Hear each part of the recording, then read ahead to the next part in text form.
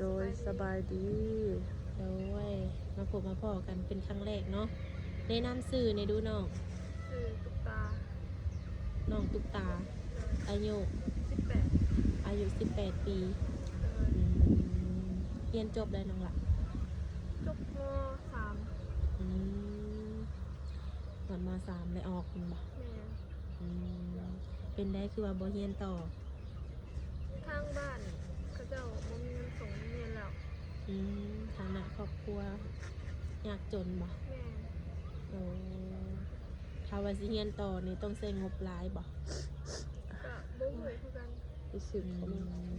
ก็เลยว่าตัดสินใจออกแม่อืมออกจากโรงเรียนแล้วน้องได้เฮ็ดเวียกเฮ็ดงานอยู่ไสซะน้องละ ยังบ่มีงานเลยอืมยังบ่ทันมีงานเนาะเลยแล้วแบบน้องยังบ่ได้เคยไปเฮ็ดเวียกทางไหนบ่บ่อืมแล้วปัจจุบันนี้น้องหลาเฮ็ดหยังอยู่สักปัจจุบันนี้ก็บ่ได้เฮ็ดหยังอยู่น้ำหมู่น้ำครูอืมโดยพ่อแม่เด้พ่อแม่ก็พ่อก็อยู่แยกกับแม่ พ่อแม่แยกทางกันเลย แต่ปัจจุบันนี้น้องอาศัยอยู่กับแม่บ่แม่แล้วก็ไม่เฒ่าอืมโดยแต่ละปีได้เฮ็ดนาอยู่บ่เนาะเฮ็ดเฮ็ดอยู่เนาะได้ข้าวหลายอยู่บ่ก็80 90สอบกลุ่มกินเนาะเลย อืมโดยอายุ18 ปีเคยโอลมครูบาบ่เนาะบ่บ่เคยบ่แม่อืมครูบาแถวใกล้ๆนี่ก็บ่เคยลมบ่ อืมสิลมครูบาเป็นอยู่บ่สะบัดนี้ ก็ลองเบิ่ง ลองเบิ่งเนาะบ่ลองก็บ่ฮู้คือทางน้องตุ๊กตานี่มักไปดิ่นไปเที่ยวอยู่บ่ก็บ่มักไปมีแต่มาอยู่น้ำหมู่แล้วก็กลับอืเมื่อมโดยบ่มักไปเนาะเลย แบบเคยไปอยู่บ่ผับบาร์แบบนี้น้องล่ะบ่เคยบ่เคยไปเนาะเลย โดยน้องตุ๊กตาเฮ็ดกับข้าวกับน้ำเป็นบ่ เป็น เป็นทุกอย่างบ่เป็นเบิดเวียกงานบ้านเวียกเงินเวียกซานได้เบิดเนาะเลยอืมคือน้องตุ๊กตาอายุ18 ปีนี้น้องพร้อมสร้างครอบครัวเลยบ่นี่เลย พร้อมพร้อ เนาะ มเลย มื้อนี้ก็ถือว่าออกมาเปิดใจเป็นทางการนะน้องหลานเนาะน้องมักผู้บ่าวทางใดซะน้อง ข้างในก็ได้ได้เบิดบ่เลย เรื่องอายุเพิ่นเด้ อายุบ่จำกัดบ่สำคัญอายุจักปีก็ได้50-60ได้พอห่างพอหมายเด้เนาะได้เบิดโอ้ลูก2ลูก3ได้ได้บ่ ได้คือกันเออน้องสิบ่ติว่าเพิ่นเฒ่าเกินไปบ่เนาะบ่ ถามว่าลมผู้บ่าวรุ่นใหญ่50-60ห่างกันหลายได้เนาะเสมอ แม่น คือน้องนี่อายุ18เนาะบ่อายหมู่อายครูบ่บ่เขาสิว่านั่นได้ก็ยาบ่เป็นสิว่าแนวใดก็ย่าขอแค่ว่าเฮาลมแล้วเฮาสบายใจมีความสุข เคยลมบ่ผู้บ่าวรุ่น50นี่ ยังบ่เคยลมเลย ยังบ่เคยเนาะอืมตัวลมผู้บ่าวอายุรุ่นใหญ่เนาะ เด้อ เป็นอะไรบ้างล่ะคือว่าอยากลมผู้บ่าวรุ่นใหญ่ ก็อยากสร้างครอบครัวคู่หมู่คู่ เออ ครอบครัว โน หมู่คู่เขามีอยู่แหละ หมู่ครูมีครอบครัวแล้ว หรือว่ามีผู้บ่าวที่ว่าเพิ่นมีอายุใหญ่บ่เป็นหยังเฮาลมเฮาเปิดใจ เอาครูบาตำลังใหญ่กว่าหมู่อายุครูบาเฮา โอเคท่านผู้เนาะก็คือทางน้องหลานนี่ออกมาเปิดใจ เปิดใจคือจะว่า18 ปีเปิดใจเพื่อเอาสามีแท้มั่นใจตัวเองเลยบ่น้องหล่ะ มั่นใจ แบบคือเพิ่นมานี่บ่อยากให้ปีนไปปีนมาเนาะถ้าเจ้าว่าคำได้แล้วให้เจ้าเว้าให้เป็นความจริงหั้นนะเนาะเพราะว่าบางคนเพิ่นค่อนข้างมีอายุหลายแล้วเลยเพิ่นอยากได้เจ้ามาเป็นลูกเป็นเมียอาลีใด บ่แม่นสิแบบว่าออยออกมาแบบ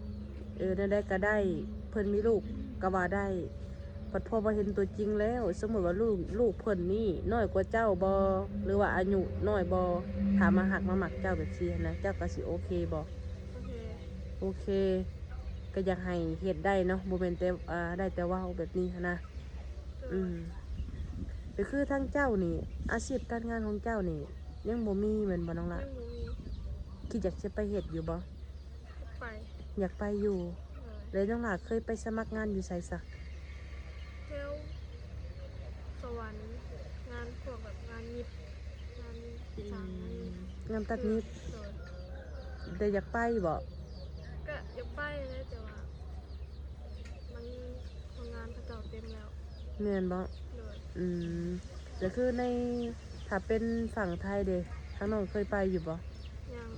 ยังบ่เคยไป คิดอยากสิไปอยู่บ่ ก็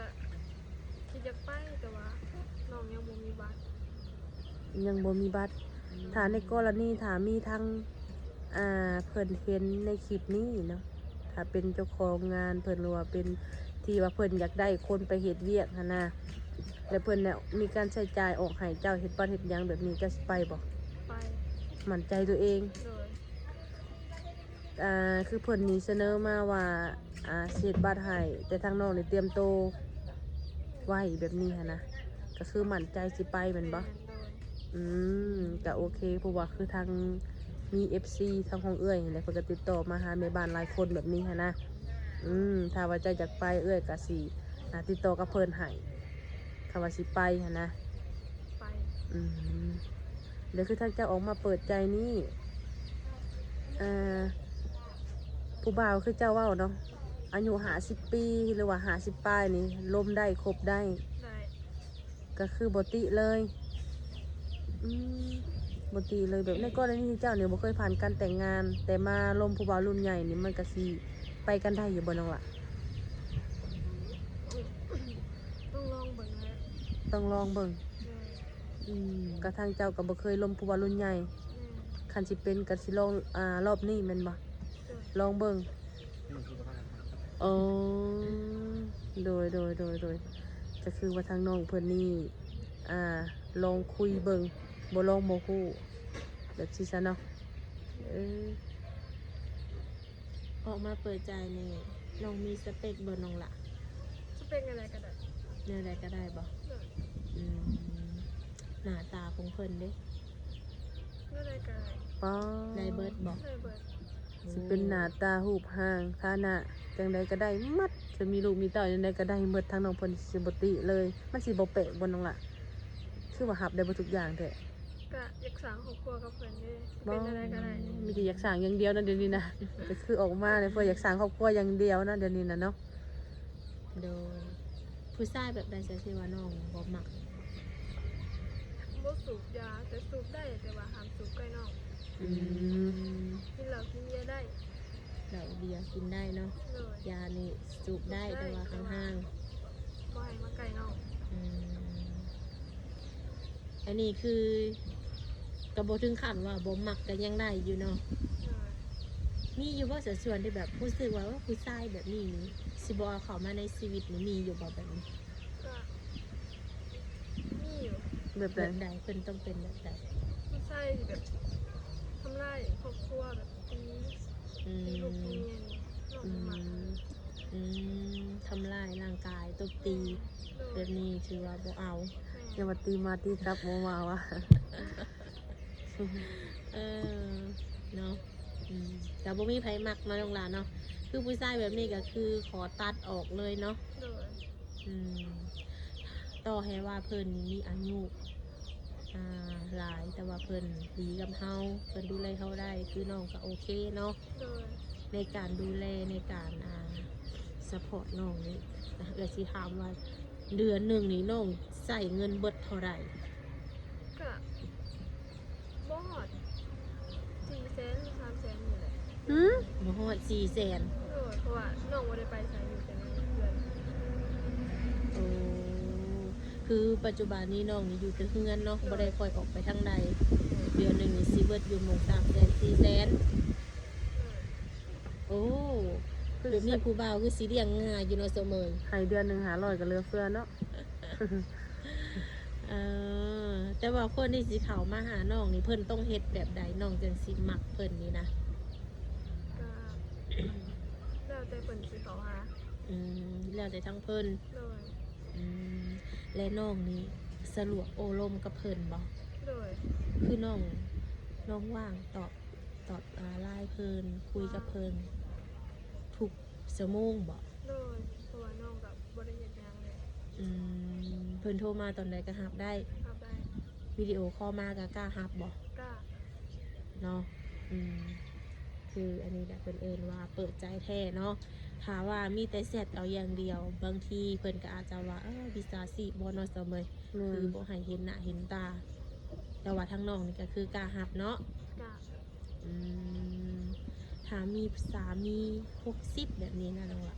ทางแม่น้องเพิ่นสิโอเคบ่ โอเค แม่น้องอายุเท่าไหร่ ก็40ปลาย 40ปลาย ลูกเคยหา12สูตรว่าสูสีกันแบบซี่หั่นนะก็โอเคแม่นบ่โอเคเนาะ โดย อืมคือตอนนี้นี่น้องยังบ่ได้เฮ็ดหยังเนาะ แม่ เวียกงานก็ยังบ่ทันได้ไป คือเวียกงานอยู่แถวเซนูนี่เคยเฮ็ดบ่ อืม บ่เคยเนาะ เคย ไปได้น้องหลาแบบว่าเฮาบ่มีโอกาสได้ไปสมัครเวียกหรือว่าในใจแบบบ่อยากไปเฮ็ดเงินเดือนมันถึกอหยังโพดแบบนี้ ก็อยากไปแต่ส่วนไรน้องมันแบบจะสิไปอะไรน้องบ่ได้มีรถ บ่มีรถ ไปสมัครงานกับสิบ่มีรถไปเฮ็ดงาน โอ้อันนี้ก็คือจะเป็นปัญหาอีกอันหนึงเนาะ โดย คือสิไปทางไหนก็ยากบ่มีรถ แม่ และในเฮือนของน้องนี่มีอย่างนี้จะคือว่าเครื่องใส่เครื่องซอยนี่นะ ก็พวกเครื่องซักผ้าพวกพัดลม อืมแต่ว่ารถจักรนี่ยังบ่ทัน ยัง มี บ่มี โอ้ถ้าว่าน้องไปหาเงินได้ก็สิซื้ออยู่บ่รถจักรนี่ ก็สิซื้อ อื พอ ม ไว้ขี่ไปเวียกไปงาน โดยและก็สิส่งหน้าน้องคนนี้เด้อทุกคนเด้อเพราะว่าเขานั่งอยู่ห่มไม้เนาะเสมอลมกะพัดก็คือเนาะในครอบครัวของน้องนี่ขาดได้รถบ่น้องละ โดย อืมแบบไฟฟ้าอหย่างก็มีเรียบร้อยแล้วเนาะ มีแล้ว อืมเงินซานก็มีแล้วแม่นบ่ โดย สิไปเฮ็ดเวียกอยู่แถวใกล้ๆนี่ก็คือเฮาบ่มีรถไป แม่ มันเป็นยากทุกอย่างเนาะก็คือปัญหาก็คือว่ายากรถ ก็คือทั้งหมดในอันครอบครัวของเจ้าได้มีกันจักคนซะน้องล่ะ หาพวกคนเนี่ย ก็มีอ้ายมีน้อง มี เพิ่นไปไสซะ ก็เขาเจ้าเรียกกันอยู่ ฮะ ให้กับไปอยู่ทางหนึ่งซื้อเด็กอะลงฝั่งไทย อ๋อต่างคนต่างไปเวียกไผเวียกลาวแบบนี้หั่นน่ะเนาะ อ๋อส่วนเจ้าเป็นลูกชาวหลาบ่ แม่ อืม ลูกสาวละมูลมังขอนเพิ่นว่า อืม ไปอยู่น้ำสามีได้บ่นี่ ได้ ยังไงอยู่เนาะลูกสาวละค่าร้องเพลงบ่ กับ ประมาณ50 ล้านบ่ตอนนี้แหละ 50 ล้าน 50 ล้าน มี อาหาร คำมี ใจ งัวบ่ ก็ว่าตัวหนึ่งคำบาทหนึ่งบ่ อืม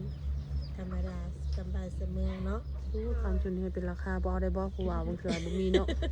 เอาแต่เงินสิสมมุติว่าหั่นน่ะบางคน FC บางคนก็แบบ คำมันบ่เอาได้บ่เอาแต่เงิน50ล้านสิก็โอเคเบิ่งล่ะ ก็โอเคได้ โอ้เราง่ายอีหลีเนาะ ถ้าว่ามักหักกันแม่นบ่ แม่ อ้าว เอาว่าลมถึงคอถึงใจกันก็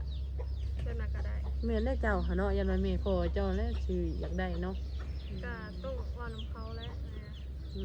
บอกกัน ลูกมักหักแม่นบ่ แม่น เออ ว่าก็จะขี่ค่ะดอกแม่ นะ โดยถ้าว่ามีสามีนี่ไปอยู่นำได้เนาะน้องรัก ได้ ไปอยู่ได้คือเก่า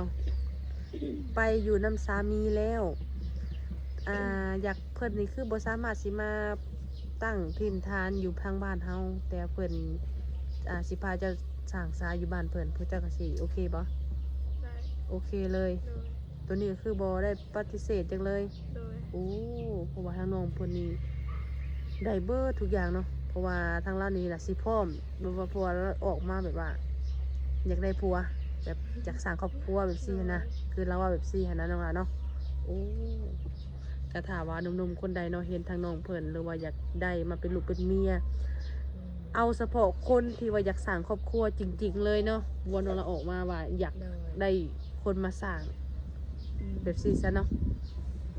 คือการคุยกันลมนี่คือสิบ่สนเลยการคุยกันลมนี่คือสิบ่โอเคเลยเนาะ โดย มีแต่เข้ามาเลยเว้ากันถือคอใจกันแล้วก็คือเอากันเนาะ โดย อืมก็คือว่าทางน้องเพิ่นนี้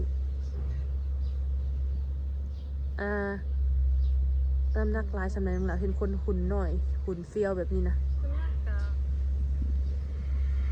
30 40นี่แหละบ่ฮอด50เลย น้ำหนักกันได้ โดย จังว่าหุ่นน้อยๆเนาะ ความสูง155 โอ้ นี่แหละไปส่งละเอาโอเคเนาะมื้อนี้ก็ถือว่าทั้งเอื้อยก็มาเปิดใจให้น้องน้องหลานเนาะคือน้องนี่เปิดใจหาสามีสร้างครอบครัวเนาะเอาว่าเจอคนที่ว่ามักหักดูแลน้องได้ก็คือน้องกับพ่อมที่ว่าสิจับมือไปกับเพิ่นแม่นบ่ โดย โดยคนที่ว่าสิเข้ามาหาเนี่ยขอเป็นคนที่แบบมีจิตใจดีเนาะแล้วก็สามารถดูแลน้องได้ให้แล้วเป็นได้ แม่น ถ้าว่าทางติดต่อเพิ่นนี่ก็คือแอดเป็นแอดไลน์มาเนาะสมัยเนาะ แม่น น้องมีทางติดต่อให้เราอะ นี่ มีไลน์บ่ โดย มีไลน์มีเฟซ นี่จะลาย มีแต่ไลน์บ่ โดย น้องสีแจกในคลิปหรือว่าสีแจกหลังไมค์ แจ้งในคลิปเลย อ่ะเอามาสกิลอาร์โค้ดอันนี้คนว่าเปิดใจของแท้เนาะเสมอ แม่น ใจน้องหละอันนี้จะเป็น QR code ของน้องเลยทุกคนเดินสแกนเข้ามาได้เนาะขอคนที่ว่าพร้อมสั่งครอบครัวเนาะเสมอ โดยมาของข่อยสีล้วนๆนิดนึงเด้ออันนี้เป็น QR ของน้องเพิ่นอยากได้อวย โอ้ยสาวๆเว้ยขอโทษขออภัยเด้ออยากล้วนนิดนึง โดยอันนี้จะเป็นทางติดต่อของน้องเนาะ โดย โดย ที่เหลือก็คือหน้าที่ขึ้นอยู่กับน้องว่าฉันจะเนาะว่าน้องนี่สิเอาคนแบบใดที่ว่าเข้ามาในชีวิตเนาะ แม่น คือทางเราก็มีหน้าที่มาถ่ายทำให้น้องเสมอ แม่น ส่วนที่เหลือก็ขึ้นอยู่กับทางน้องตุ๊กตาแม่นบ่ แม่นคุยกันเองเนาะสิสานต่อจังใดก็จังว่ากันเนาะ โดยถ้าว่ามีหยังเพิ่มเติมทางเราก็สิมาหาใหม่เนาะเสมอเนาะ แม่น ไว้พบพอกันในคลิปหน้าเด้อน้องเด้อ โดย โดยสบายดีน้องละ ดี